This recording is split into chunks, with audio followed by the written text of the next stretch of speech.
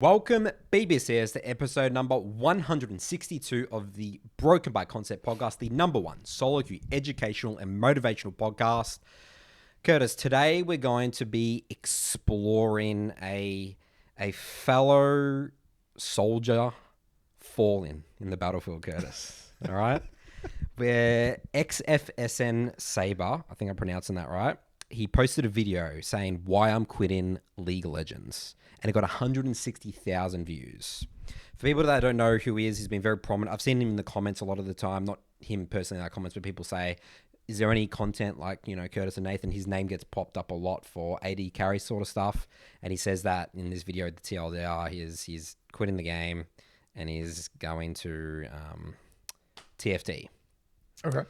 So, we always say how long that lasts because we know from experience, challenger players, or players that played a long game, they always manage to find their way back to the game. You know, they've built so much experience with the game and so many good memories that, sometimes people take their break for the year or two, come back. Who knows? Maybe this is it for him. I want to talk through some of the points that he went through in the video because you know how, Curtis, we talk about, we learn a lot from specifically old school members of the game. Like he's been playing for 10 years. Like he started when he was like 18. I think he's like 26, 27 now. So this is a very old school player, similar to us. And it's really interesting to see how they talk about the game and how they view the game, compared to us and sort of what we do with our process. So I will say that this is a very humble response from him. This is not us saying like dissect is like, why is he quitting the game? Like, dude, if you're not having fun in the game, you don't have fun in the game. I just want to cite sort of the reasons why he says he's not having fun in the game anymore. So the first thing he sort of, talks about, it's a lot about the state of AD carry. And obviously I'm a jungle main and Curtis is a mid lane main. So, obviously we're not going to have the entire picture of the whole, what's actually going with AD carry. But I want to start here, Curtis, to give you some context. Yeah. He sort of shows some clips of like past seasons, like Teamfight and stuff like that with AD carry and what it looks like now. And it's really interesting, the clips that he chose to take. So let's look at the clips here. I mean, for people that listen on Spotify, it's quite simple, really, what happens here in these clips. Okay. So I've not seen this. I genuinely have no idea what to expect at the moment. So are we?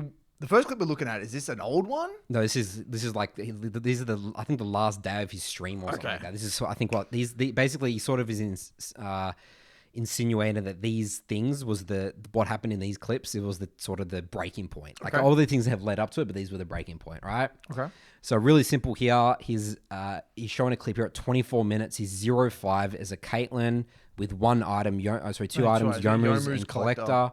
And he's talking about here how there's too much damage in the game. And he hates here how the fact that he can get one shot here and killed by Fizz. So the Fizz is, I think, 10-2. And he says he gets ulted here and then he dies to the Fizz. And he's quite upset about this, essentially, right? This is not real, though, right? What do you mean? This is a meme. Oh, no, Curtis, it's not. That's real. What do you mean? As in, like, he used that as a clip. That's yes. So this is what I'm a bit concerned about this video. Yes, I agree. So again, very interesting. Again, like, this could just be through tilt or something like that. Right.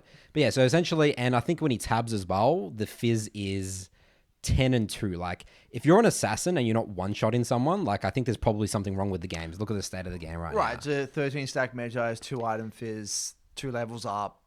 Right. All right, so that's the first clip he talks about. Okay. And then he has a second clip here. And he's basically saying here, so I'll just quickly talk about the state of the game here. So his team's 9 kills, so the enemy team 18 kills. So they're getting, dominated. He's against a Yasuo here. He's in mid lane and Yasuo's laning. He's 3 levels behind the Yasuo's with the support. He has 1 item. And Yasuo actually has an IE, Kraken IE. It's like the most damage in the game. Yeah, right? And pure damage. Basically, he says here that this is illegal, that Yasuo is allowed to get away here. He did 370 auto attack. He almost dies, burns all his summoner spells. And he's saying that shouldn't happen, right? Compared to past seasons, right? Okay. So, so these were definitely some interesting to be using these examples. Like if we're really realistic here, guys, this all should make sense, and this is how the game should be. So, a very interesting choice of clips. Would you agree, Curtis? Yeah. Okay. Do you want to dissect this? Because you can dissect this, or do you want to move on? What's the plan here? I do want to just dissect this. So Okay. again, the sort of the general gist of it is, so I was saying that AD carry is just really unfun. So let's get specific. What was the specific criticism he made using these two clips? There's too much damage in the game. Too much damage in the game. Okay, let's first address this. Okay.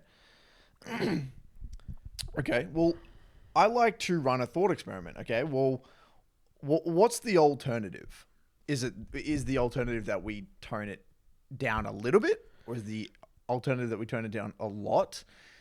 Let's visualize what might happen. Okay. Let's say we live in a world in which a 10-2 Fizz does not one-shot a full glass cannon 0-5 Caitlyn, who is 2 levels down. Well, if we live in that reality, then that kind of breaks what the game is designed to do, right? The game is inherently a snowball-oriented game, right? So you are rewarded for staying alive, and you're rewarded for being strong through XP and gold, getting you more items.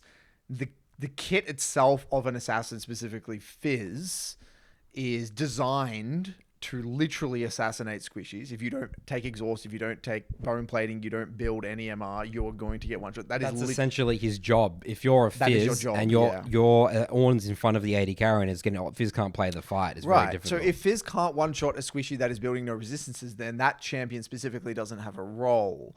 So, you know, if we live in a world in which Fizz doesn't one shot an AD carry in that specific scenario, then, you know, the game would be very unfun. I feel like the game would be incredibly unfun. It would be too forgiving.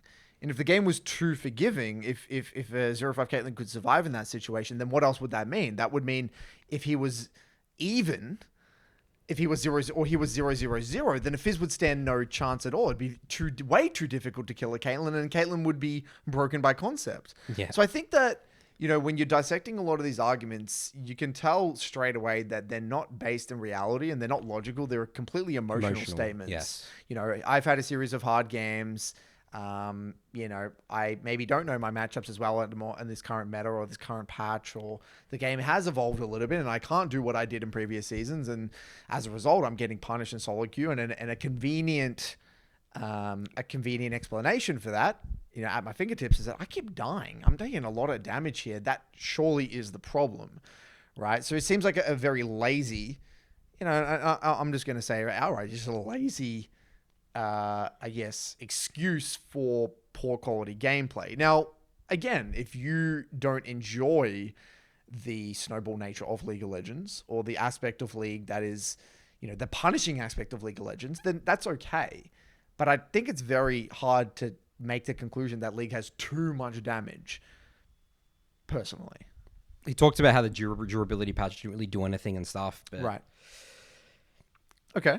Curtis, talking about, I mean, looking at these two clips, the first one specifically, his 0-5, would you ever be looking at a situation in a game, reviewing it at a 0-5? Well, actually, the first one is so ridiculous, I feel like it's not even worth our time commenting on it. The second one's, I think, a little bit more interesting, because in this scenario here, he's lost his bot tower. They looks like they got dominated bot side, right?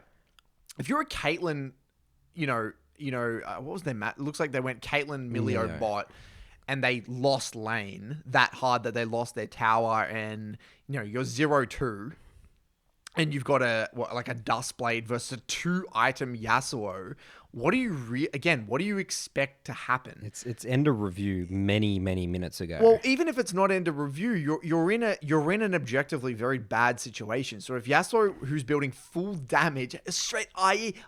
that build specifically is full glass cannon, full damage. If you don't die there or take a significant bit of damage, then again, what is the point of the game, right? Like, the game fundamentally breaks.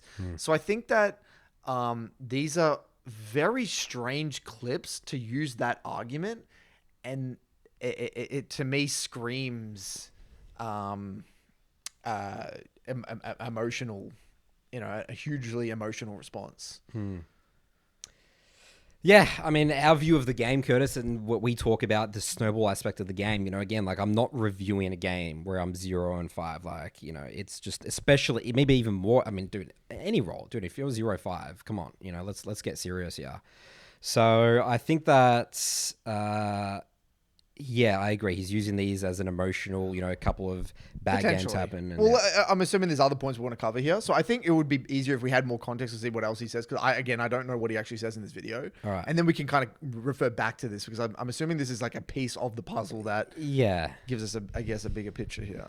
So, yeah, I mean, I don't really want to show the other clips, but he basically showed other clips of like team fighting and like many seasons ago. Right. And I mean, actually, no, who cares? Let's get it up. Yeah, I want to look. I'm intrigued. I think it was like just all these tanks, like this clip here, like he's saying here. So this was, as we can see here, 33 minutes in the game with 7-3. And, he's against a Nunu and a Gragas and, like Oriana's missing the ult and stuff. And he's sort of saying that this is like, I think like better gameplay. This is like, this is just a completely different situation. It is, right? Like you can't compare these situations. I know. I mean, you're sitting there whacking away at a double tank comp, a Nunu and a Gragas, and you've got, a Galio frontline if we go back here, and you're just free hitting. I mean, yeah, of course, no matter what season you're in, you're going to do you're not going to do a shit ton of damage to a tank, and of course it's going to feel fun. Everyone would love to be an AD carry in this situation. Who wouldn't want to be an AD carry in this pretty situation? Simple. No one's hitting you. You don't have a fizz on you. Oriana's not really much threat. The comment that I will make there, and I think this is important to understand, is that the game has evolved massively in the sense that, okay, so I'm going to speak from my experiences coaching through the years of 2017 to 2019. Now, back in those times, let's actually even talk about our experiences even when we played high level in our server. I'm not going to say OS in 2015 was the highest level of play in the world, but we played at a high level in our region, right? Now, a lot of the concepts that we take for granted today, such as multi-threat, weren't really a given. We didn't really have a way to label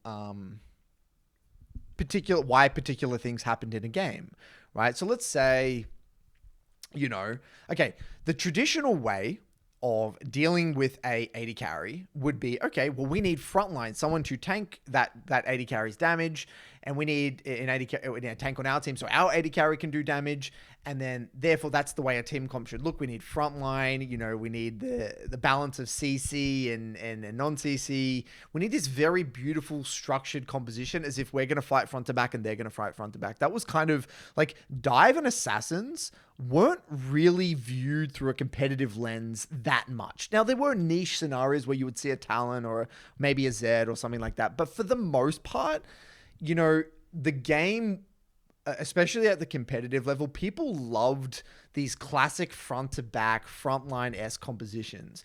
As the years went on, people realized that, instead of having people to tank damage, we can completely throw that out the window, and we can actually deal with the same situation by just diving people, having multiple dive-oriented champions, and using terrain and using vision to bypass the front to back altogether. There's an idea of that we don't even need to front to back. We don't need to straight front to back and team fight. We can maybe have someone split pushing on the side. We can have multiple divers that kind of collapse onto one person and assassinate one target.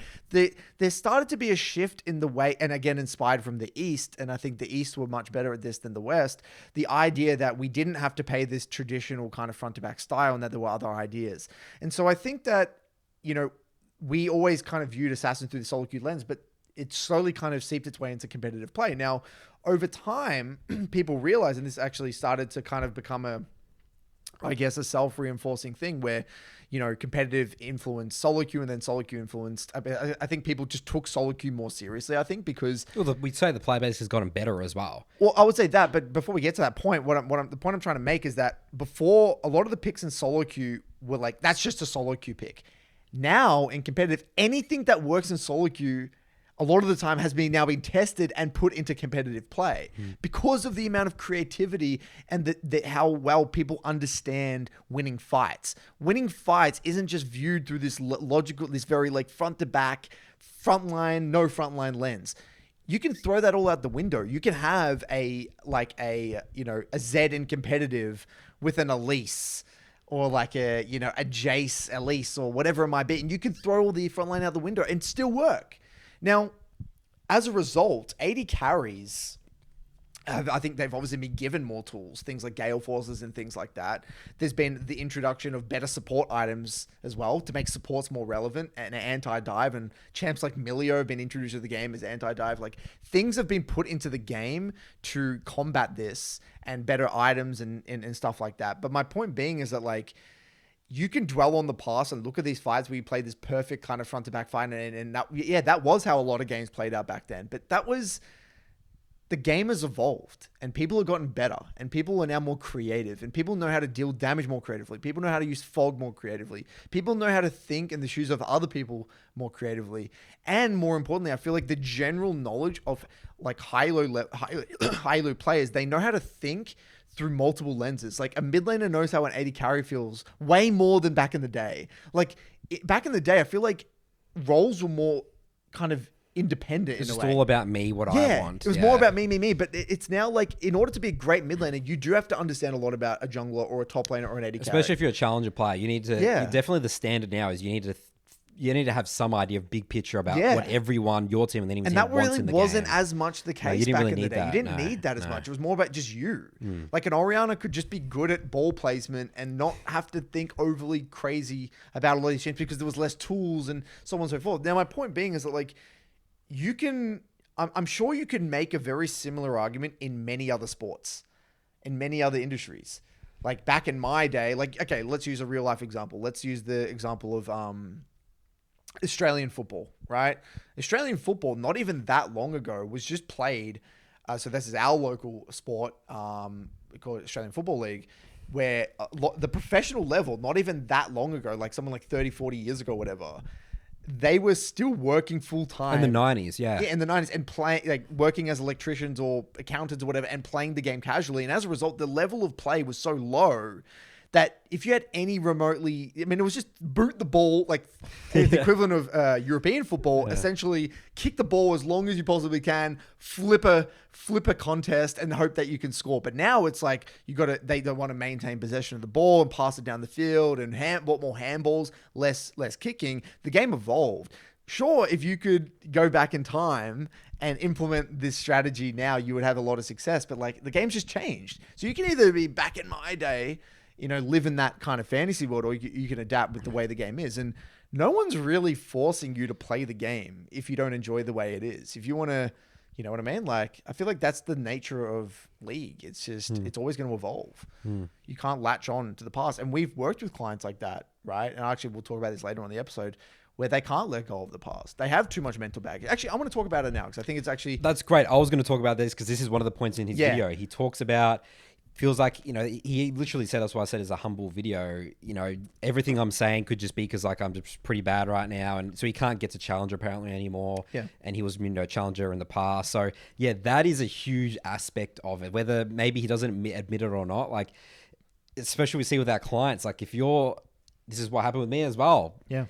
The game can get really unfun really quick when you're holding on to past achievements and not thinking exciting. Okay, going back to that game 0-5, instead of showing that clip, why am I in a 0-5 position? Why did Yasuo get fed here? Maybe there's something I could have done. Maybe there's some I'm not going to say the AD carry is going to roam, but maybe there's some pressure that I could have put somewhere. Could have played lane phase better or something like that.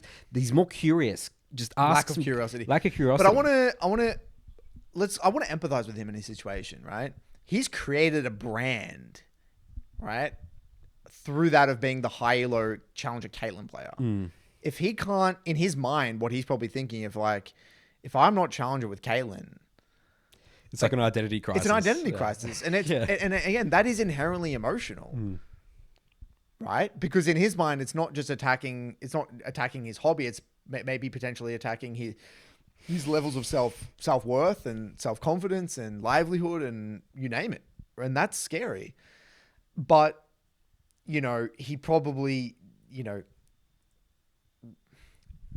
at the end of the day, if he was probably honest about it and spoke freely about it, like, guys, I'm actually stuck in master. It's not like people are going to be like, he's catastrophizing the situation a lot and probably thinking through all these weird scenarios when it's not the reality. So I want to empathize with it. I can understand what sort of situation he's probably in. I want to talk about 2 case studies here really quickly as like a comparison here. When you play a champion for a very long time over multiple seasons, especially if you've played them for like years, in like 5+ years, it is very, very difficult to, I think, continually climb with the same champion. I feel like it's actually sometimes in a way harder, because unless you're, again, open-minded and curious. Because what happens is that you have success with a champion in one way or in a specific elo bracket, and then you latch onto it because it's given you success. And when the game changes, the runes change, the builds change, the matchups change, whatever. It's an emotional thing. For a lot of these people, it's not logical. It's not like, oh, this doesn't work anymore. I'm just going to change my style and I'm going to win. I'm going to change to a better style and now I'm going to win more. No, it's not that at all. They're attached. And when they lose, their default response is, it's because I'm not playing that style. It's because I'm not XYZ. It's because the game's not like that anymore. Exactly. It's because the game is not like that anymore. I had a TF player that was not to necessarily the same situation, but a similar situation where he played a lot of TF in the past, had success in a lower elo bracket with a particular style that just doesn't work as you climb higher. And then he had a bit of identity crisis. And what I said, look, in the past, if you came to me a year ago, I would have said, all right, you know what? Let's just sit down and we're going to work through and develop fundamentals and we're going to shift your style, whatever. You know what I said this time? I said, you're fucked. I'm not doing this. You're the best way to go about this is you drop the champ. It is easier to put that champ to the side, learn a new champ from scratch, learn a new with a clean slate, rather than trying to unfuck yourself for the next 3 months. Let's just put it to the side, come back 3 months later with a refreshed mindset. That's what he should do. He should throw Caitlyn out the window, punt it 1,000 miles this direction, and then learn a game to a champ that he's not really played before with a beautiful, clean, childlike mindset. That would lower his expectations. It would give him permission to fail and quote unquote look bad, and give him an excuse or a reason that why he wouldn't be challenger, and he'd be able to enjoy the game again. And then as he learns the game through that lens, he'd be able to take those skills and apply it back to Caitlyn. But you know what? I was actually delusional. I shouldn't have been playing Caitlyn. No wonder I wasn't winning with Caitlyn because I was doing XYZ, and then you'd be all good. So I don't make that mistake anymore.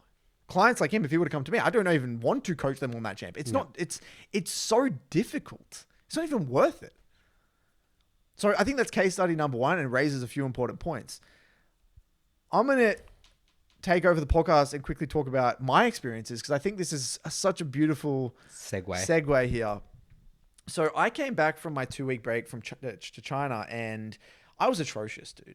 Like, this surprised you? It actually genuinely surprised. I knew I was bad with breaks. Because a lot of people say, coming back from breaks, so, I've got to get back into my swing of things. Like, what are we talking about? Well, I don't think I've had... What's your definition of bad? Well, I don't think I've had a genuine 2-week break away from the game like that in a long time. Yeah, it's been years. Years, probably. Like, I've always been in touch with the game. I'd play a game here and there or something. I had that one day in China where I played, but again, it wasn't... I was playing at an internet cafe. I wasn't really serious in a way. So, for me, I view it as like a 2-week break, right? Now, it was weird because... Okay, well, I would say it was actually conflated by there's 2 problems. There was obviously the 2-week break, but I changed my mouse and keyboard. So that was like the double compounding effect. But anyway, long story short, that first week, it was shocking. Like I'm talking, I think I had a 27% win rate over, 20 game, whatever it was. It was shocking. Like literally losing all my games, like soul losing the game for my team.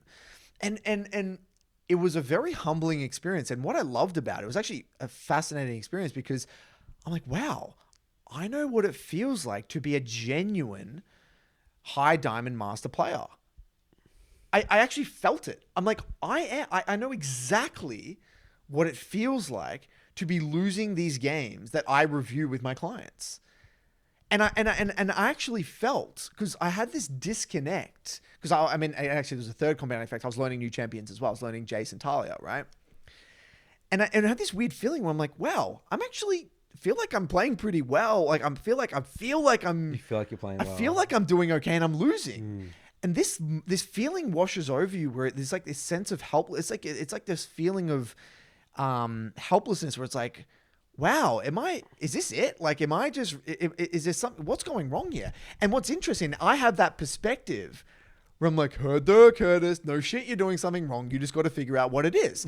And so I just keep at it, get those 3 blocks in, get those 3 blocks in. Entering the second week, my threat assessment started to get a bit better, right? My muscle memory starts to connect. My mind, I'm able to now like have more muscle memory over my ability usage with my Talia and my Jace. I'm able to start thinking a little bit more holistically, tone down my deaths. Things are starting to click. And so all these kind of things clicking into place. And I couldn't actually tell you specifically what was going wrong. It was like my feel of everything was off. Like I didn't think I could die here, but I would die.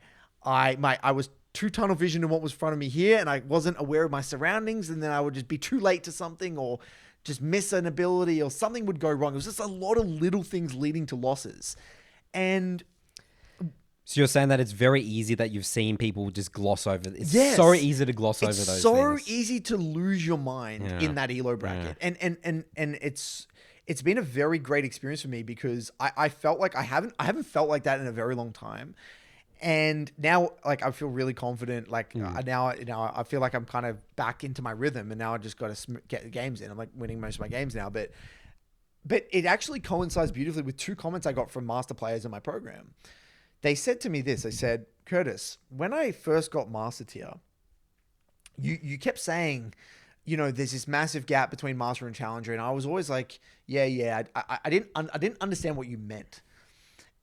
These players basically said to me, they said, it's only now kind of getting into it that I've truly realized how little I knew as a master player and how big the gap was. And what they said is that, it's the small things. It's a lot of small things. And, you know, I can see there's this moment in a master player's journey where they're like this blind kind of, it's like you don't know what you don't know. And then there's this moment where it all clicks. It's like, holy shit, there is this ocean out there of things, like little things, like understanding why a jungler would do that or how a top lane, like, again, it's all stuff outside of your lane, your role, you know, it's like all about other people and why are other people doing what they're doing and how that impacts your decisions and what you do with a wave or macro decisions, right? And that's how I felt like I was on both sides of that. I could look down on my situation and I could empathize with the client and how you'd be lose your mind in master tier. And so it was a very humbling experience. And I think for me, I feel like I can understand the client a lot more now than I did before. So that was my little experience there. And the only reason, because I could have easily gone down that rabbit hole where, you know, Challenger 900 LP last split, struggling in Diamond this split, games this split stupid or whatever it is, like blame XYZ. And yeah, I would say admittedly, like there was some shitty matchmaking. But like I just accepted it. I'm like, all right, fine. I'm gonna have shitty matchmaking. Yeah. It doesn't matter because I'm playing bad league. You know, you just cut the crap and you just get into the details. And as cliche as that sounds, that's the only thing that works. Yeah, review's the medicine. Yeah, review is the medicine. Yeah, it's a really good point. I like that about I've been doing this series on my YouTube channel where I talk to challenger players and they sort of show me a game that they played really well.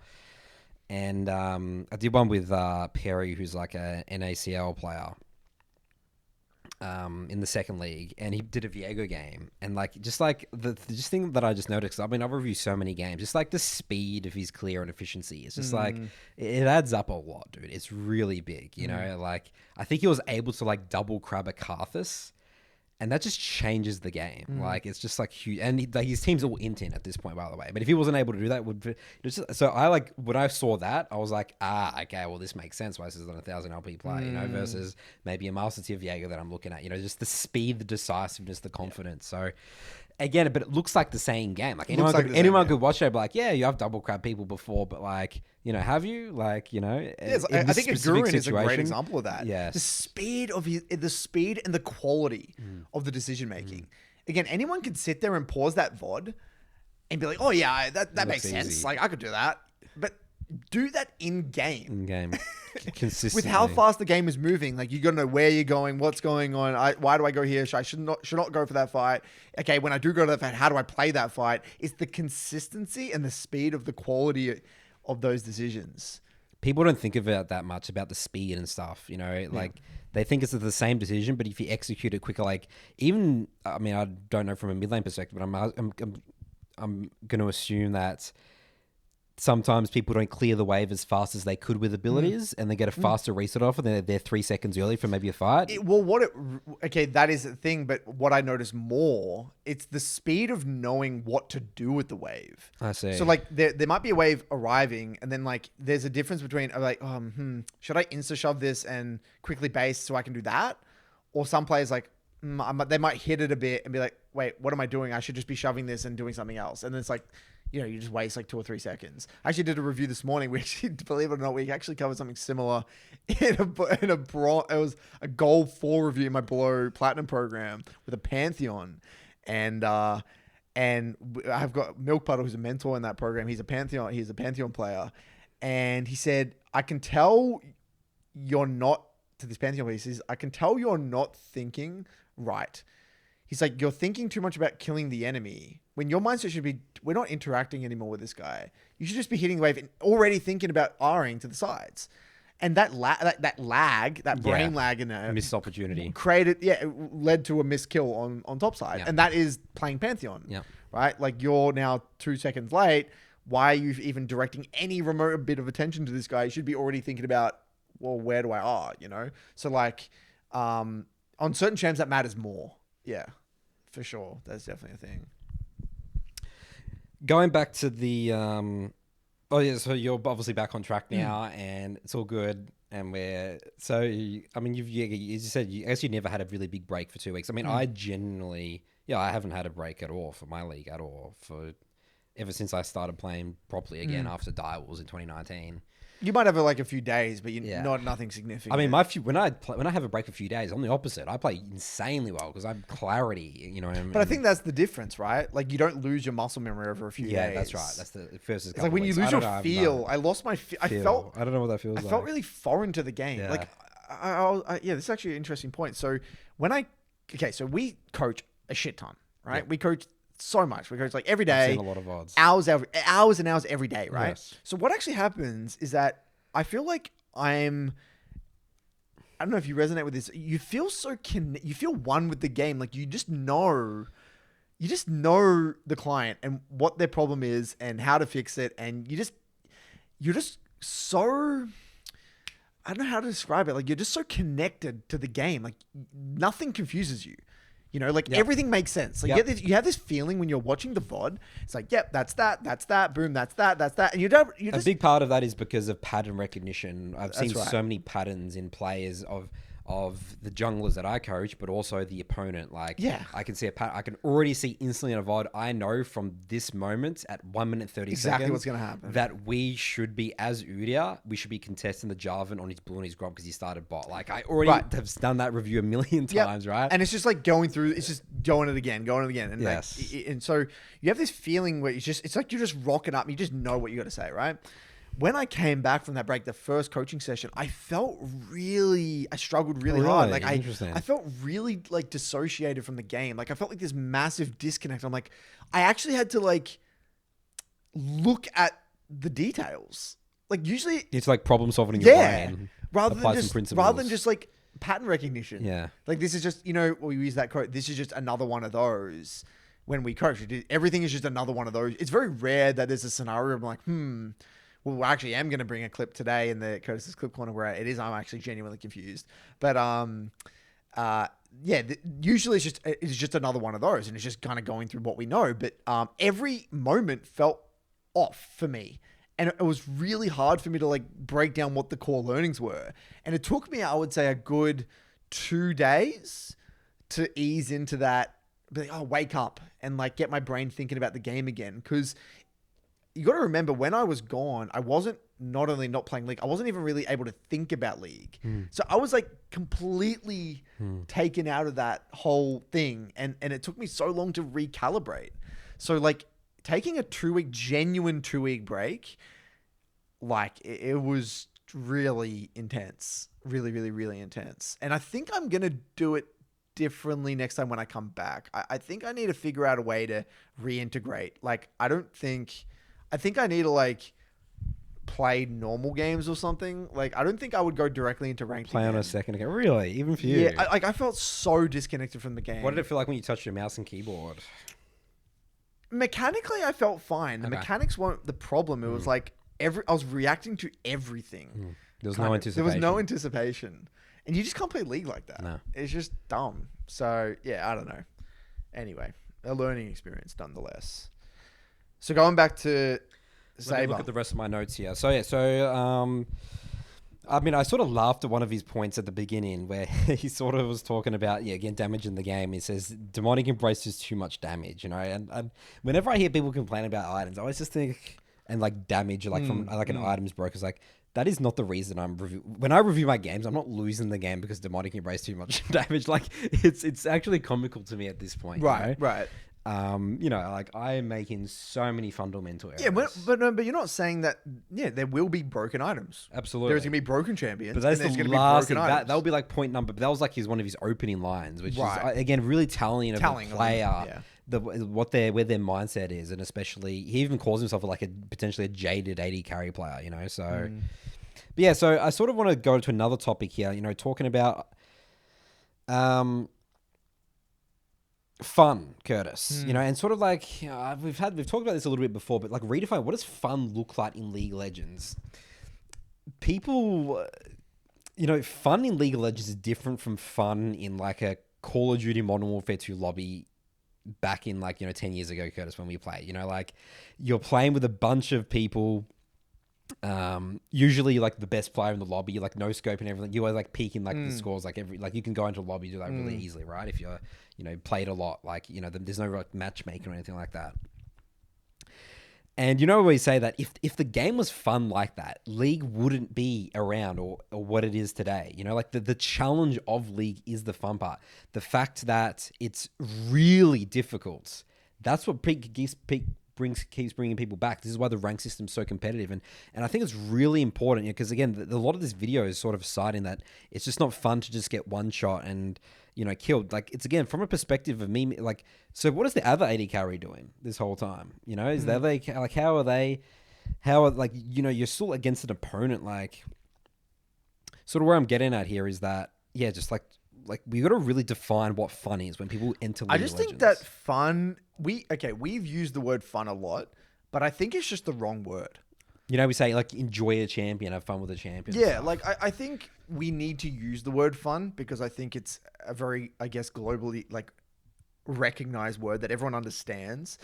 But I think that the word that we should be really using is satisfied. Satisfied. I think satisfied is the word. Putting in the work to learn a champion, going through that 70 game, like you just feel like you just don't know what you're doing. You're losing all these games. You're going past the honeymoon phase and stuff like that. You know, sort of like a relationship, like building up a relationship with the champion, right? You've got to go through the struggles. Yeah, that is fun when you have those brilliance of moments. You know, when it clicks, that feels amazing. You know, you're playing flow state. Think of anything in your life, right?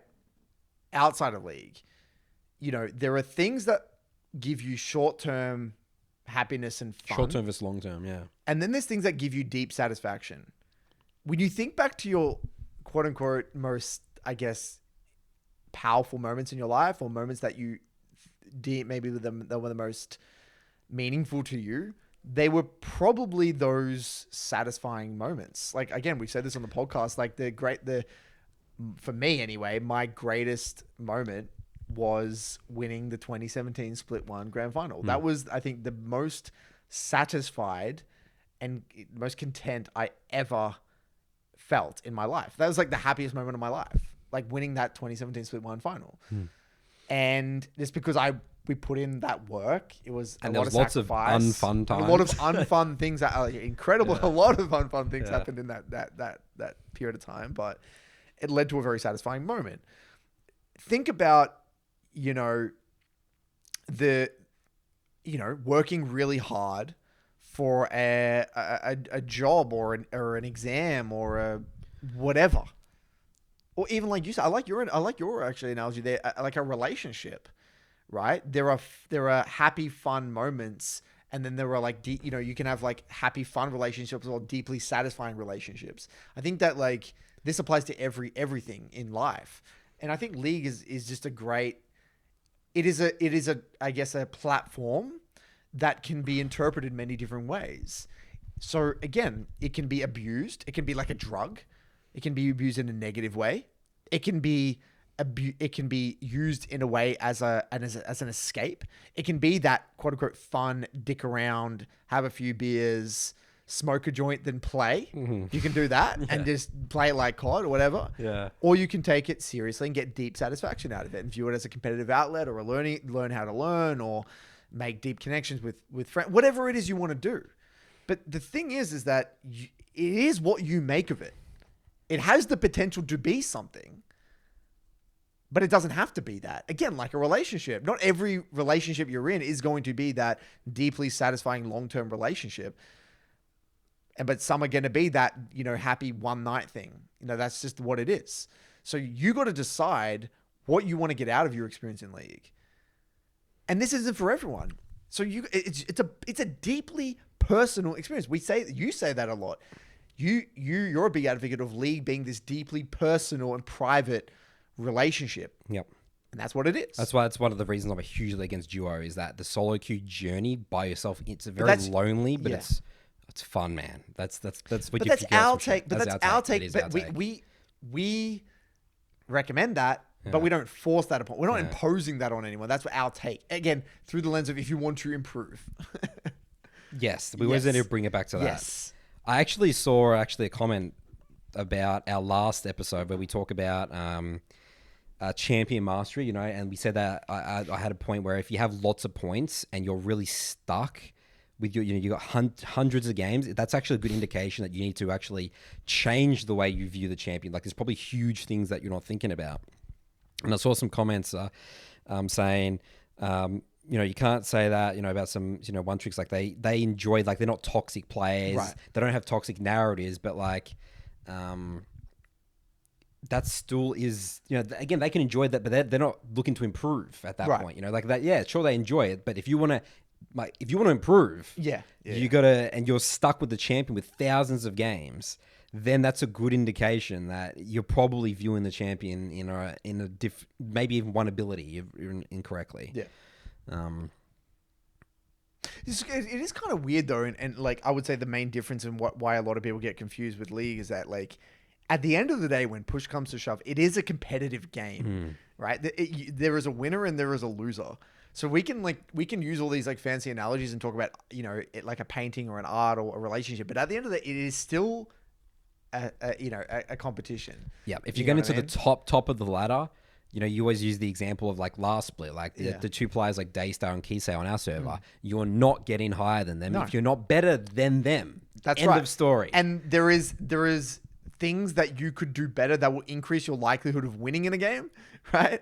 And there is things that you do that will diminish or lower your chances of winning in the game. Therefore, we can make the argument that there are decisions that are objectively better, right? One decision is better than another one. And then therefore, you know what I mean? Like there are things that actively bring you towards a higher level of play and things that make you a lower level of play. Like this is all stuff that exists, So, I think for him, also about where his focus is as well. Like part of the fun is like his focus was about the damage, and I feel like if you have like a negative, I mean not negative, but if you're focusing on like I guess the negative aspects, it's like I keep getting one shot versus the positive. How can I dominate lane phase more as Caitlyn? I think where really- people put their attention is really important as well. Yeah, but for again, enjoying the game. the way I'm viewing this whole thing, Nathan, is that I'm going to bring it back to the pyramid, the 4 stages. You know, everything we're talking about here is that we're talking about stage 1, stage 2. Really, everything is stemming from stage 4. Him at an identity level, right? Like you maybe make an argument stage 3, maybe. Him at an identity level, he doesn't actually know why he plays League. And he's having an identity crisis. He had again, I'm going to play back what I said before. He had that idea, and I'm making a lot of bold assumptions here. So take everything that I'm saying with a pinch of salt. I don't know him personally, and I don't watch his content, so I can't speak for. Okay, so what I'm saying. Well, his first line is, "I'm not having fun with the game anymore." So I'm just keep that in mind as I'm going through this, right? Based off what I've seen here today, you know, the vibe I'm getting is that he doesn't know why he plays League. He had this idea that I'm a challenger Caitlyn, I'm the best, I'm a, you know, this educational challenger Caitlyn content creator, whatever. And if I'm not challenger, if I'm not quote unquote great, amazing at Caitlyn anymore, then what am I? And so if that isn't the case, he's going through this period of like, well, I can either change, he's obviously changing his identity now to that TFT guy, but is that a Band-Aid solution? And he knows deep down he doesn't really want to do that, because that's just an excuse for him because he can't actually get back right now doing what he's currently doing to be that challenger Caitlyn. So he can either fix the process that he's actually going about things to maybe become that quote unquote challenger Caitlyn player again, or he can fuck it off altogether and try something different, you know? So I don't know what he wants, like deep down, what's deeply satisfying for him, but I feel like he actually needs to do some deep diving and introspection to feel like what does he want to get out of his time playing the game? Because no one's forcing him to play League. No. All right. And so, you know, it feels like to him, and even by the look of his bed behind him, he's got some shit that he needs to sort out. Yeah. Yeah, no, I mean, one of our favorite questions, Curtis, is you got to think about why you're playing the game. That's right. About understanding your journey, understanding how the game works, understanding the snowball nature of the game.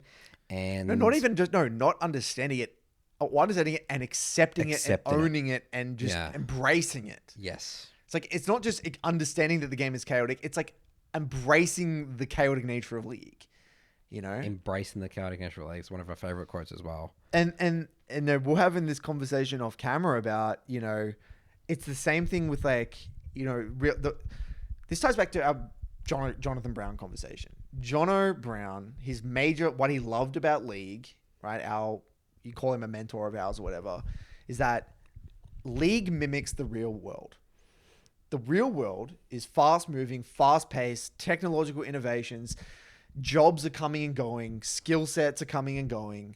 You can either go with that and be the type of individual that knows how to learn, is able to put down something and learn something else, not get too attached to whatever has happened in the past and thrive in this fast moving environment, or you want to get left behind. Right? With AI and everything coming out and all these new technological advancements, the world we know today is going to be unrecognizable in 20 years from now. So you can either live in the past and I wish the world was the 70s and stuff. And I agree with you. I wish that too. But you got to move on. I wish we were Caitlyn in season 5. I wish everything was Caitlyn in season 5. And the reality is that League, what we believe and what Jonathan Brown believes, League is a great teacher of this skill set. It forces you on a fortnightly basis, essentially, to get with the times. Every new patch, learn how to learn. Get it with it done. And the best players are actually great at this. Onzed says, right, he actually doesn't call himself a challenger player until he gets challenger. Oh, I love that. Me too. Same here. And I, on my server, I'll I've change got the my diamond rank. icon. Yeah. On Yeah, my I'll Discord, change my I've got the rank, diamond. yeah. At the moment, I've got the diamond icon on my that server. is so good. I love that. Yes. You know, you got to earn your way every Always, split. every split, the every game day. is changing. Just because That's you were right. one rank on one season or one split doesn't mean you. Yeah. There's no deserving. I know. You always see people say like they're like a rank 1 player. It's like, do not call yourself rank 1 unless you're rank 1 right now. You know how there's like this is what I've realized, and again, this is my we have some controversial takes. This is my controversial take. If you have like what I've noticed, a theme. You know, we talk about toxic, people write in, I've got toxic friendship groups and, you know, I was playing with this person and they put me down and they, you know, had mental baggage playing with this guy, whatever. The common trend or the trait of the individual that is that toxic person that brings that other person down is they were X rank in X season. There you go. right? Time and time and time again, they tell see me a about this trend, friend. It's yeah. like, yeah, my friend that I used to play with that was really toxic. He always used to say that he was the best Janna in season 2. Someone literally said that to me the other day. He said, "Oh Really? yeah, my friend, I kept bringing me down. I had to separate myself from whatever." He couldn't let go of the fact that he kept saying he was the best Janna in season 2, and he kept talking about how good he was in season 2. And I literally laughed. It's laughable. It's cringe. Yeah. It's genuinely cringe. It's like it means nothing. It's below nothing. You know? And if I mean, maybe an achievement there, but in terms of today's gameplay, it doesn't stack up. it's like the person saying, "Oh yeah, I learned how to, I knew how to use the computer. I learned how to use a computer back in 1995." Yeah. You It's know? like, oh, that's cool, but probably no one really cares. Everyone knows how to use a computer now. Yeah. Like cool, right? And so I think, and especially if you're using that to justify your actions That's today, right. That's the important one. That's the toxic Yes, part. that's the most toxic part. And the entitlement, Achievements are important, right? but it's a new day. Things are New evolving. day. Move on. Things are moving fast. All right, Curtis, we'll do our good old Summoner School Reddit. All right, today's post is very fit-in for the podcast. This is got 114 upvotes and 37 comments. And this is from a user called Iron Lukey. Put in the broken by concept stuff to the test. 600 games from Iron to ... Who knows? Hey guys, the title is pretty self-explanatory. I'm a huge Curtis and Nathan fan, been following them for a pretty long time now. I'm a 33-year-old guy, married, quite average at games, very passionate about League, of course. League is my first MOBA. I played support and top, and now I'm learning jungle. I'm a big fan of that. I've been taking my climb pretty seriously for the past weeks, and I intend to keep doing so for a considerable amount of games. 600 games. So he's going to go for 600 games, applying all the principles the Broken by Concept guys have developed: 3-block process, reviewing, taking responsibility, etc. I'm documenting the whole thing by taking notes about my process, tracking my learning objectives. I'm very curious to see where I'll end up at the end of those 600 games. It will be great to hit gold. I've been an Iron player for a few years now, but as long as I see myself improving, I'll be happy. If some of you are interested in my journey, here's my OPGG. I'm also sending weekly updates on a subreddit. Looks like here's a subreddit there. And then okay, cool. Do you want to look at some of the comments, maybe? People are saying good luck and everyone's excited about him.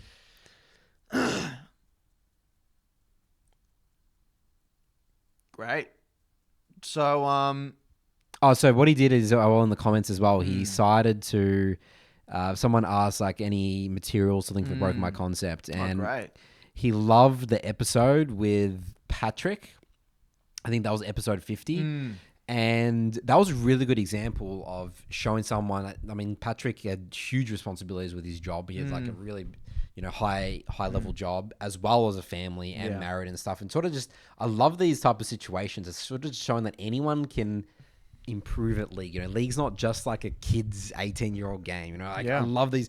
My advice to you is to make a video, dude. I think videos are better than writing. Like, I want you to do like a video, like a vlog. Like, this is me, like 1 month, 2 months, 3 months. Like, the chess episode that we sort of did. Like, she recorded like so much stuff. Like, you definitely record your games as well. And imagine if you could make a video like that. Yes, that would be huge. That would be very important. I mean, that could be a huge video. It could be a huge video, man. Literally showing like, this is what my gameplay looks at Iron. These are the things and concepts that I missed. And this is what it looks like in Gold now. Because again, that's something that we can't do, because we can't just suddenly be an Iron player, So I think that you actually have a huge responsibility to the community here. And who knows, maybe you get from Iron to, again, Iron, or maybe Bronze, and like that's it. That's it. Yeah, that could be the reality. And then you can break down maybe some of the reasons why you thought that was the case and stuff like that. Obviously, you listening to our podcast and applying a lot of principles, I assume you're gonna be a very logical sort of person here. And again, like, maybe you're really going to struggle with, a MOBA for a couple of reasons. Again, really breaking down, like, why am I struggling? Like, talk about things that we talk about, like threat assessment that we talked about here. How you view champion pool cycling. Yeah. Yeah, Iron's a tricky one. I'm actually currently in the program experimenting with giving different pieces of advice to Iron players. At the moment in my current in my current understanding anyway, I actually kind of believe that in Iron, you shouldn't even main a champ. You know, but now he's actually a unique case because he said he's been multiple seasons Iron, right? So he's not what I would deem to be a true beginner in the sense that he probably understands what all the champs do. He probably knows what all the items do. Like he probably actually understands like the basics of the game. So I don't know if he's actually what I would call like a true beginner in that sense. But I could be wrong. I don't want to make too many kind of assumptions here, but yeah, it'll be interesting to see what he does. Look, I'm also not a massive fan of reviewing in this Elo bracket. I agree. Get in the reps. You got to just get in the reps. Like, I feel like, honestly, if I'm in, I mean, again, we don't know jack shit at the end of the day. Like, we're still trying to figure this out. But in Iron, reviewing's not overly important. You're sort of especially note taking. Like, yeah, too much. That's a bit too much. And the reviewing, like, you do review, but you review in the game in your head, like, in a way. It's like, it's interesting, that situation, kind of. You know, it's not like an official review. Look, if I was going to review as well, like, in that Elo bracket, it would really be like first death. Yeah, first death, correct. Like, or maybe here's a one fight or gank that I just didn't work well. Why is that? Ability That's it. Usage. Like, really, like, I'm talking really short, sharp, and concise. And note taking, like, okay, he probably already knows my thought process on notes, but look, I really think notes are just kind of overrated, especially at that level of play, because the goal in this Elo bracket is that you want to develop as much muscle memory and feel for the game as possible. It's not even about what you understand logically. It's about how you feel about things like damage output, damage input, you know, how champions interact. Now, like, you got to figure out what works for you. And if you want to take the notes, that's fine. But my advice is if you were going to take them, keep them incredibly short, sharp, and concise. So short. If you're writing more than 2 dot points a game, that's too many notes. Yep, I agree. 2 short, sharp dot points should be more than enough per game. I'm interested nonetheless. You know, we'll, keep an eye on you, hopefully, and we'll see how it goes and keep us updated. Maybe do another check back in as towards the end of the split or something like that. So good luck, and maybe right in there, if you watch this episode, let us know in the comments. Any other things you'll say about this one? Nope. I love it. Cool to see. And again, cool to see that the older community, with responsibilities, married and all that sort of stuff, got jobs, showing that, League of Legends is a game for everyone. And it's an awesome hobby. All right, let's get into the details, guys. And welcome, everyone, to Curtis's Clip Corner. All right, so welcome to Curtis's Clip Corner yet again. Now, look, this one... I don't know how valuable this is going to be to the community. This one's more of like a, in the chess.com or whatever, they have kind of like, there's like puzzles. So they give you like a board and it's like figure out the best play. Yeah, figure out the best play. This is kind of one of these where like, I'm just more intrigued to hear your take on this. Okay. So this was from a review this morning and I was kind of conflicted about what to do, and I didn't want to sound like a Reddit analyst in my response. So I said, I'm going to bring this today. I want to get your take. So essentially the situation, and for those of you listening, it might be a little hard to describe. I would recommend tuning in on the video if you can. But essentially, we're heading into the mid game. He's playing Akshan, right? He's 2-0. And essentially the scenario is that their bot lane Ziggs did a really good job. They've broken bot tower. They swapped mid. They rifted mid. They got mid tier 1 and mid tier 2. Okay. Dude, he's got the Ziggs has 2 items at 13 minutes. Yes, and he's 7-1. Yes, so the Ziggs is out of control, right?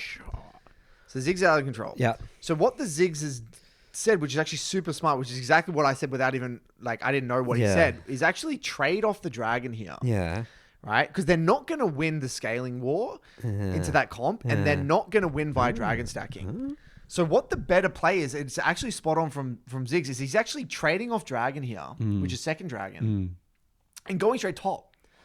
And I'm like, this is an incredibly smart play, and this is actually the best play, right? Because think about it, right? If you actually think about this game, right? We're looking at the compositions here. They're never going to win scaling. They're gonna get destroyed. They're going to lose fights because Tryndamere... Akshan can't deal with Tryndamere. Oh, is that right? Yeah. And in the side lane, Akshan loses. And so what happens... 0-3, like, isn't trying to permanently out of the game. Well, like, right. Yeah, not even now. Like, honestly, even now, Akshan is not even amazing into Tryndamere. It's really actually quite annoying for Akshan. So you can never really kill him. So the problem is right now is that if you play for this dragon, you're just slowing down the pace of the game. Because let's say Ziggs rotates the bot, you have to wait 30 seconds, and then what? There's no towers mid, there's no towers bot. Then you have to go all the way topside. You're actually better off just keep pushing the pace of the game, and just get really far ahead with a shit ton of gold. So what actually happens, and the Akshan here in this game, which is my client, actually came to the same conclusion. He wanted that as well. But he's bot side on this side of the map. So here in comms, Ziggs makes a really cool. He actually types it out as well. Ziggs types in chat, gives it a give drag. So he knows, he's actually aware at this point. He doesn't even want to contest dragon. So he's like, all right, I'm just going to get the wave and I'm just going to rotate up, right? So look at the scenario. Ziggs is even pinged on my way topside. He's gone topside. Pike's there, setting vision or whatever, like kind of hovering. Rengar's on topside. And we're going to freeze frame for a second. He's walking into the river. Now, he doesn't really like want to do anything here. Like, his intention was just to rotate mid, essentially. So he can maybe go top or whatever, right? So then what happens is Kha'Zix kind of shows in the river here clearing vision on the Kha'Zix on the enemy team. So he kind of walks up. And now, then what happens, he sees the Kha'Zix. And then what happens is like, he looks like Kha'Zix is split, right? So then Rengar pings on my way. And then so he's like here, and then they go into this Kha'Zix, and then they try to one shot, and they obviously can't, and then they take a fight they should never be taking, and he pings back. He's like, he doesn't want. Imagine Ziggs just looking at his team, this like clown fiesta boss, like, oh god, like, well, I mean, this is a master tier game, right? Yeah. He's like, oh geez, exactly. This is just a kerfuffle. And he doesn't want anything to happen. So you see what he just dissing and pings back here, right? Yeah. You'll see in a second. He's like, all right, plays done, we can disengage. And then obviously that's never going to happen in solo queue, right? Yeah. And then you're in this situation. And then there's like, I'm like, this is so bad. Now Trinity go answer Ziggs on top side. Yeah. Oh no. And then like, they're just wasting time. Now look, they end up trading a few kills. I think Rengar gives a shutdown. 2 of them die. I think Ziggs ends up killing Trinity top side or whatever and getting the tower. But like, it just like ruined the game, in my opinion. And this was like one of those, it really ruined the tempo of the game. Now, the question, what I said in the review, right? This is what I said, and I want to get your take on this, was you got to not go for this play. You literally here at this moment, because Rengar pings on the way, you actually got to ping back, and you got to just either loop around, like the long way, loop around here, or just like maybe sit here and wait and like sit out of stealth or whatever, and like ping assistance topside or whatever, and like call this play off. But it's like, if you look at it from Akshan's perspective, it's so hard to like, especially when you're ahead. You also think you can just win a fight. Exactly, you're ahead, right? How hard is it? Like, I feel like a Reddit analyst for saying that, because I'm like, from a pragmatic, actual like decision, like in game. Yeah. Are you actually gonna be able to say no to this? Like, look at it again. No, you're not going to be able to. Like, yeah, sure, in hindsight, like, you would say no. Yeah. But, like, it's so I just feel like... I mean, Akshan can be sit back and hit some auto-attack people and stuff here and there. I mean, again, like, I'm fine with this. I mean, the way that I always think about these type of situations... like, what's the takeaway? This is not the reason that I'm struggling to climb in Master. Right. You know, so that's the thing. Like, dude, I played a game yesterday. I was in weird situations. I don't put really any value, because I just know that in terms of my total journey, this is not really that common. Like, so if Ziggs died top, get shut down, like you would still call that or whatever. Well, I mean, I would go for this play, like no matter what, and then you'll just like learn, like, oh, that's interesting. Like, and then the takeaways, the principles you could have is like, okay, Ziggs is a very good siege champion. He wants to be hidden in towers. Like, I understood his perspective right now, but I mean, the key thing that here, like, he needs to know that he's going for this. Like when I go for in plays, I'm well aware that I'm going for in plays. Like, I just send it. Like, I'm like, okay, I'm ganking, really pretty big wave. Feel like they have no summoner spells. I'm just going to go send it here. You know what I mean? Like, that's just a healthy way to think about the game. So it's kind of like it's like a now you know type niche scenario, and that's kind of basically it. Yeah. Now, there is a second play to this one. I'd love to get you taking this one as well. Okay. So let's take a look at this. So essentially, we're later in the game, and the team start to do a siege on top side. Okay, so I won't actually even go further back. I'm going to freeze frame right here. This is the scenario. We see the enemy on bot. We see the enemy Kha'Zix on the bot side jungle. Okay, he's now shoving out mid, and we see our Kled shoving out top. So it looks like they're doing like a kind of like a mid to top rotation, right? Because you see the Kha'Zix on the bot side, right? Alistar tries to flank onto this Kled with a Tryndamere. But there's just only 2 of them, right? So then the whole team collapse. So look at this. They get to this point like, oh, he just thinks that the play's over, right? The play is over, right? When you look at that. Yeah. Like, you look at that, the entire team's collapsing. We knew Zai was mid, Cuz is on bot side. It's overkill for Akshan to move mid. And I like that Akshan's just speed in decision making, straight back mid wave, right? This is really good. And he goes back mid. I'm like, great. I love this when I saw it in the moment, right? And then he goes back mid. And I'm like, I said in the moment, great, get good. I love that you go back mid, keep mid shoved. He even pings here. You'll see in a second. Even blue trinkets for the Kazakhs, right? And then they just die. Yeah, the team just die. And what I said is like, this is just unlucky. Yeah, like I'm like, this is in my opinion, a fundamentally great decision. Yes, and you just got unlucky. Yes, and between the last play and this play, it was end of review. Yeah, the game was over.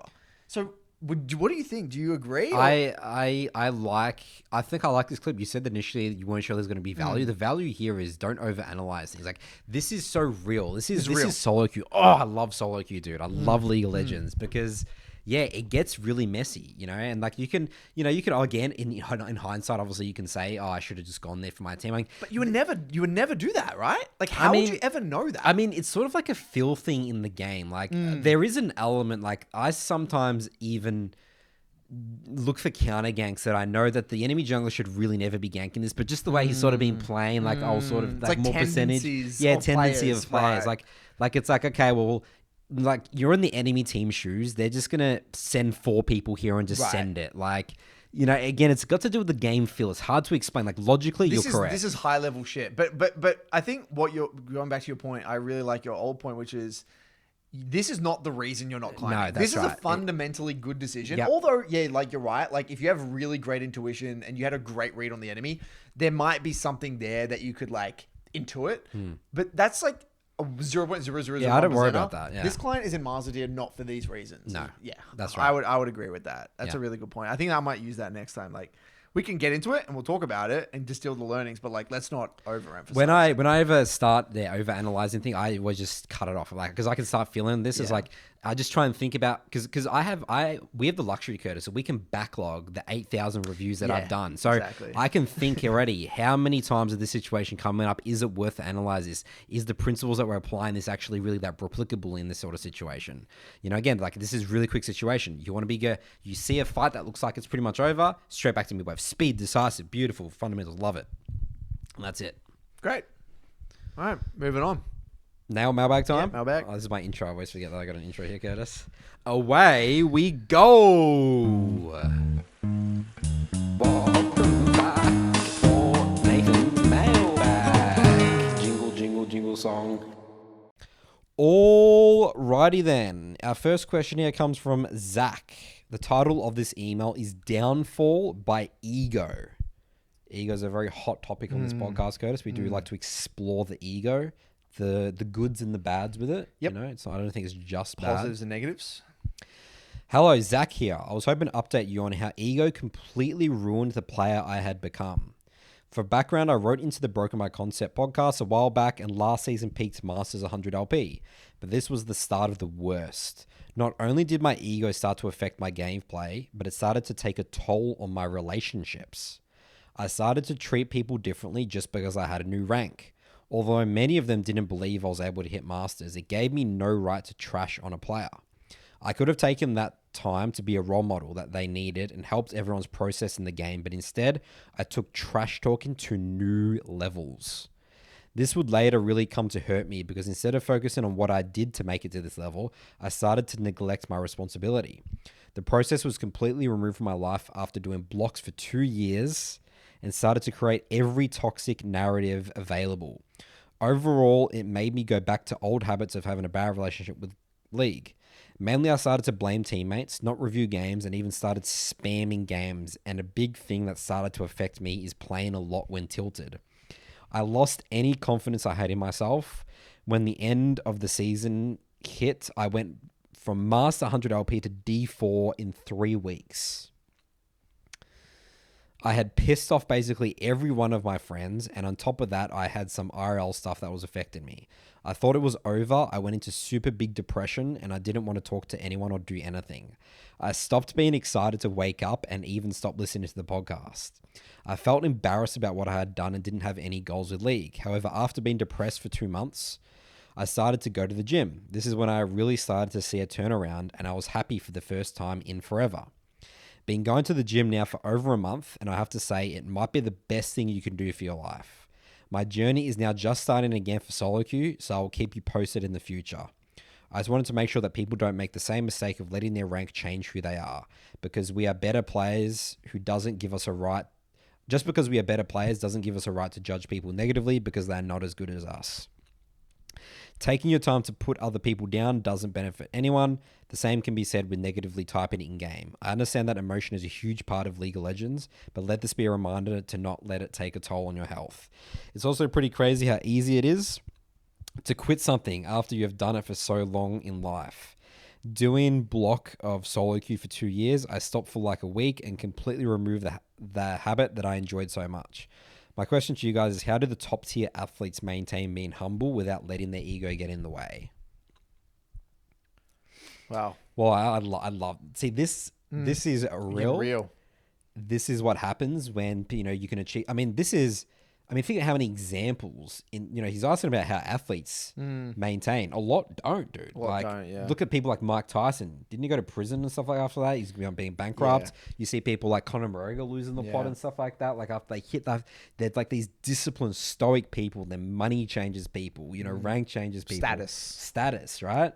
So this is very human. This is very normal. And this is the fact that you're hyper aware. You've sent this email.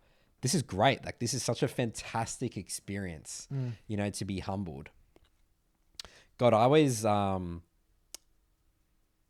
story of I'm not even going to say it, but the story of the Dalai Lama or whatever, his story, before he became... No, I don't know his story. He was, like, had everything. Rich, I think it was like a prince or something like that, and everything. And then he, like, still realized that he was like depressed and stuff like that, and he like was seeking like what enlightenment is, or sort of stuff. I don't know. I don't even know if it was the Dalai Lama. It could have been someone else, but some guy out there. Some guy out there who that we know of. That if you were to say the name, right?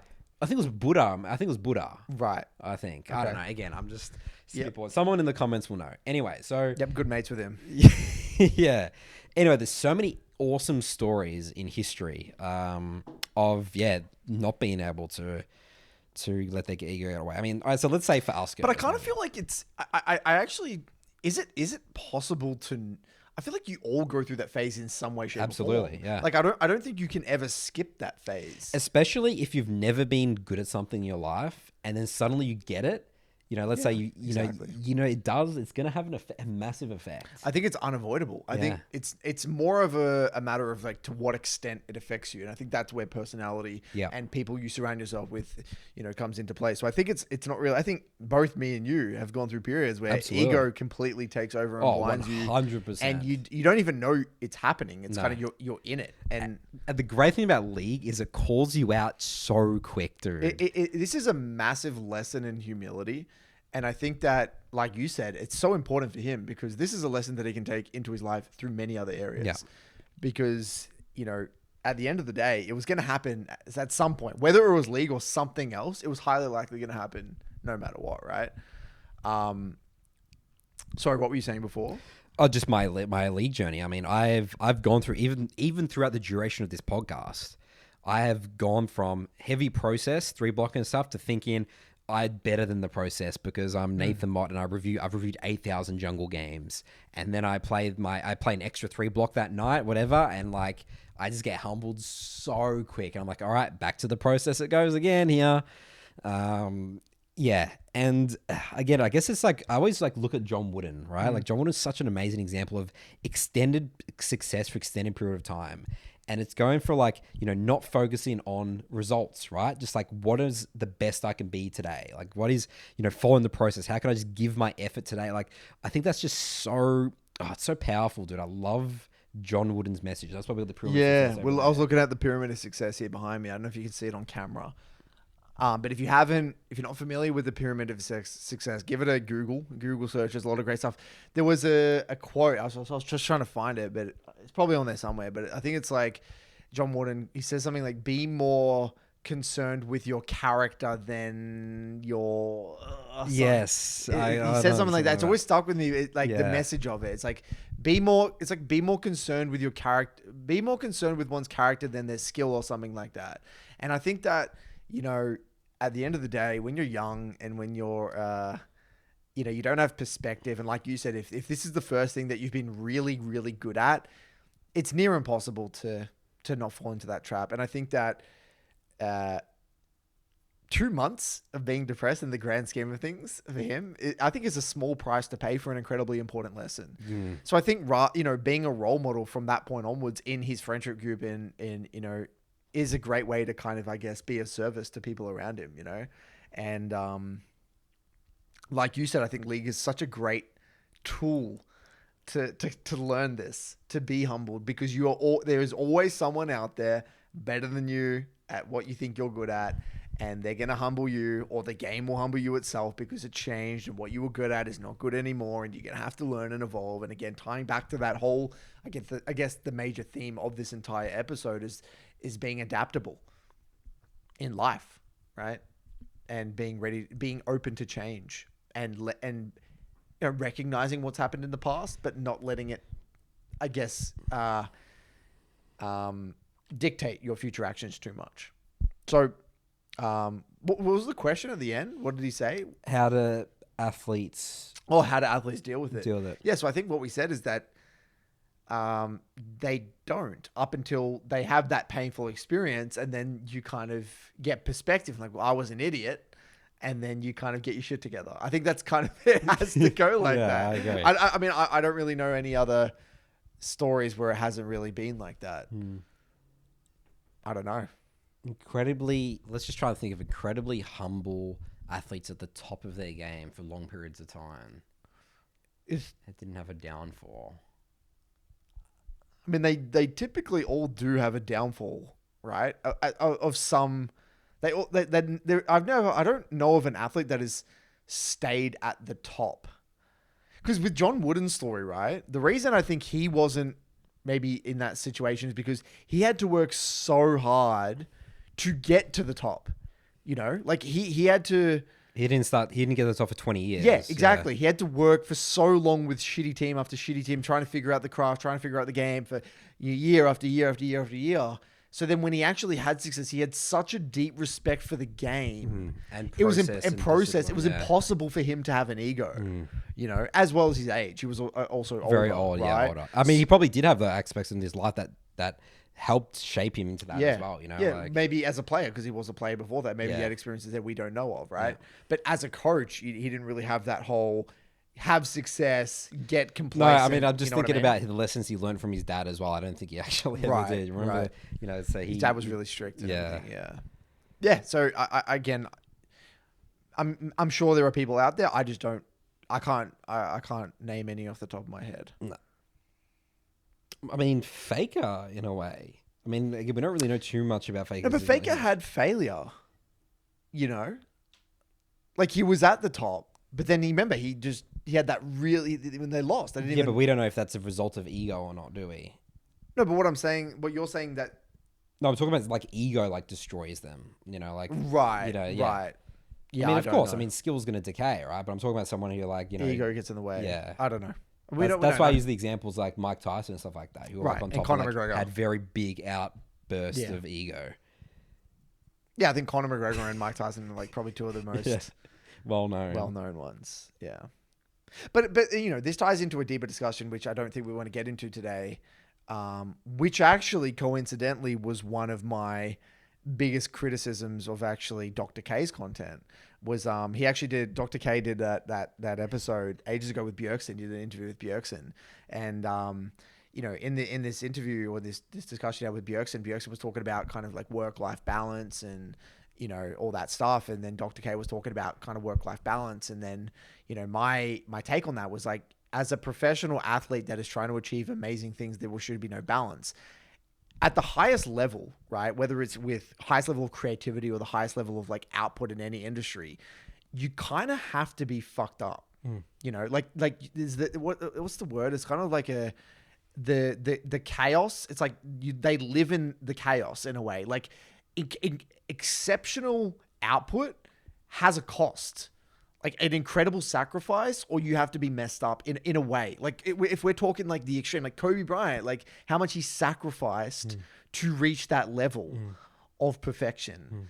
Like Michael Jordan, like a lot of people hate it. He was an asshole, you know, like these people, like they're not what you think that, like, if we're talking the best of the best, they all have an ego and some of them don't even manage it, but they can't because that is why they are so good. That's right. Yes. So I don't think for his, you know, for the average person, you know, getting to master tier or whatever, you know, that's a different ball game. You can't compare someone getting to master and then a professional athlete. You know what I mean? Like, it's kind of like they're not in the same thing. Yeah. There's effort applied, obviously, to get the mastering Right. process and everything in here. And, you know, you're probably confident in your abilities, all that sort of stuff. But, yeah, when you're in that, at the end of the day, your livelihood's not reliant on That's this. right. It's a different ball game. Yeah. It's highly, and you're going to get cut, like... Yeah, there's just not all those external factors. Yeah, and I feel like it gets a bit messy at the professional level. Like I feel like there is an ego, and they probably are on that side of they need to have an ego to some degree. And then I feel like there are some people that just manage that ego really well, and others that don't. But I think that opens a whole nother can of worms that I don't think we covered today. But it's there, you know. Yeah. I mean, but even for the top athletes as well, you know, there is process. You know, we talk a lot of the NFL teams and stuff like that. You know, like it's not like it's all process. It's all process. That's right. It's actually all process. I saw this really interesting video on YouTube about that famous physicist or whatever scientist, that Richard Feynman guy. And like people say he's like one of the most, you know, like intelligent people. And then he said that he actually said like, there's no such thing as like there's no special people. He said that what it all is just incredibly hardworking people who get obsessed about a thing. And spend so much time. All their time and energy focused on it. On that one thing, yeah. Like that is what creates special. What we view as what special. we view as special. It's not actually, they're not, like he's like even here, like him is like, people viewed him as like this special individual. He's like, I'm not special. I just got obsessed about, you know, physics, whatever it was, for an incredible amount of time and put all my time and effort and sacrificed everything for this. And that's my output, you know? I thought that was interesting as well. Love it. All right, next question here comes from Chase. The title of this email is Taking Ranked Seriously. Hey, Nathan and Curtis. I'm a fairly new listener and only recently started trying to improve. I've been playing since season 1 and definitely believed in the concept you guys talk about, but I've never really put full effort into reviews and limiting myself to 3 games a day. This all changed when I listened to your podcast and really started to dig into the narratives I have as a player. The episode that hit the hardest was when you guys looked at the way Freak reviews his games. That was okay study on Freak. Have we done this question? No. Oh, okay. I look exactly like Freak when I review my games and focus way too much on the parts that don't matter, like my build or analyzing if I could have outplayed someone when I shouldn't have even been there in the first place. I finally decided 2 weeks ago to seriously sit down and take my ranked game seriously. And so far, I've climbed up to Platinum 2 after being stuck Gold 1, Gold 2 this whole season with Azir, who is by far my favorite mage. Thanks to the concepts you guys talk about, I can actually sit down and look at games objectively and see where I went wrong. I can actually listen to better players when they review my games now and see where they're coming from. He says, sorry for the long email. Just wanted to share my story because after being hard stuck for the better part of 11 years, I'm finally improving. I'll update at the end of the season with my final rank. Yeah. I mean, classic example of, you know, he wasn't ready to even get into the details. Like you got to be ready and you got to like, it's a decision you need to make. You know, like it's so easy to do a fake process or just scrape the surface without really wanting to learn, right? And that's to learn. In order to learn, it's a decision. It's a decision to be open-minded and to be curious. It's a decision to want to learn. It's a decision to ask high-quality questions. It is. It's a decision to listen to other people, right? And you have to be willing to make that decision. And you got to be vulnerable in a way, and that's hard. So yeah, I mean, congratulations that you finally. I'm happy to hear that you finally been open enough to kind of make that leap, and it's not easy doing it for the first time. All right, next question here comes from Jake. The title of this email is Exhaustion After One Game. Hello, Nathan and Curtis. Love the show. Thanks for making my days at work go by faster every week. My name is Reiki from the MLA. I'm curious about an issue I'm currently having after my games. I will play a game, and if the game is close, win or lose, I will be mentally exhausted after the one game and continue to be exhausted for several minutes after. I want to keep my block process going, but I physically need to sign off my account and step away from the PC for over an hour before I feel ready to be emotionally vulnerable to the effort I'm going to put into my next game. I cannot tell if I'm just coping and this is a form of ranked anxiety, or if this is a legit feeling that I can't get over. Have you ever had a client experience this? Do you guys think that this is me just being too emotionally invested in the outcome of the game, and win or lose, it affects me dramatically? Thoughts, please. I think there are many aspects here that we can talk about. I think that I know that you Nathan, are a massive advocate of just play again, pushing through, even if you're playing with lower intensity. Yes, right, and training yourself. The human will adapt. Naturally adapting. The human body. Right? So I know you're a big fan, and I think that's a really good point to make here. I think that, I think the severity of how like emotionally taxing a game is a sign that you're over dramatizing that one game, catastrophizing that one game, or it's life or death. It's life or death. This is it. This is the gladiator arena. If I lose this game, it might, this LP or that, or maybe having something to do with the win or loss of the LP or something along those lines, right? In which you probably need to do some introspection about. It's just one game, and whether or not you climb in this month, or it takes you 2 months to climb or 3 months to climb, it's not going anywhere. The game's not going anywhere. It's your hobby. You've got years and years and years to play this game. Putting it in perspective, remembering it's the dojo, and you're going to get hundreds and thousands of games in. Take your time, have a crack. It doesn't need to be perfect. Take a learning or two and move on. That sort of embracing that mentality should reduce the emotional fatigue. That's going to be fun as well. Remember guys, the journey is awesome. I see, talking about my journey from this podcast of coming back struggling as a delusional diamond player, getting challenger. I mean, 2 seasons in a row. I've just hit challenger now this current season.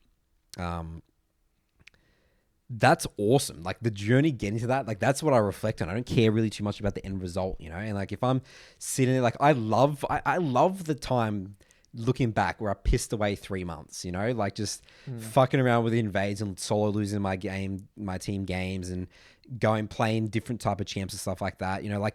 That's fun. Like again, put it into perspective and stuff. And league, you can get good at league really quick when things over a long period of time connect together. Yeah. Like I've seen that a lot with my clients, and like, especially my long-term clients, like my long-term clients generally have pretty good success. It's the short-term clients that come in with expectations with like coaching and a program and stuff. They have the big problems, Yeah, you just got to kind of let go and let it happen and get those games in. And the number one contributing factor to improving a game is getting games in. Yes. You've got to play the goddamn game. That's the thing. If you're playing one game and getting exhausted, I mean, this is an issue. We got to fix it. And that's where I think Nathan's advice is probably the most pragmatic. You play literally 3 games. Play the game no matter rain, hail, or shine. 3 games. You play those 3 games in that 3-game block, and I don't care how you're feeling. Execute. No, but I will say this. Yesterday I started my block with a really it was really just those slugfests, exhausting. Yeah. Right. Yeah. I remember I sat there.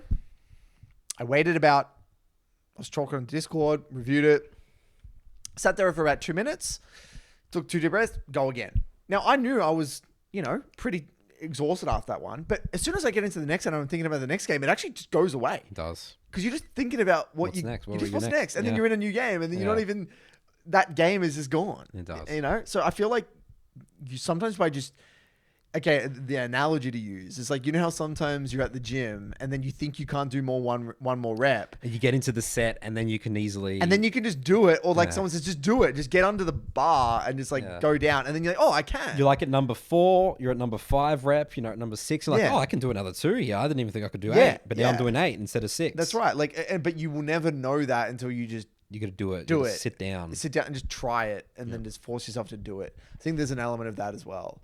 So yeah, there could be some stage 4 stuff, but I think for now, a pragmatic response is just get the reps in, and that might even just fix your problem anyway. Yep. Or at least force you to do some more introspection. Either way, I think it's a win-win. That's right. All right. I think that's it for Lovely. Mailbag today, everyone.